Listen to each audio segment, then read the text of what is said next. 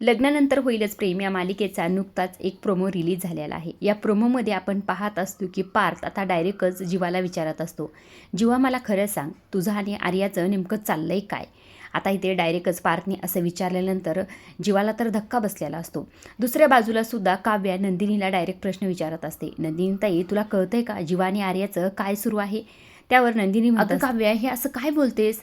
आर्या ही आपली बहीण आहे आणि त्याचबरोबर जीवावर सुद्धा माझा पूर्ण विश्वास आहे, ते असं कधीही काहीही करणार नाहीत.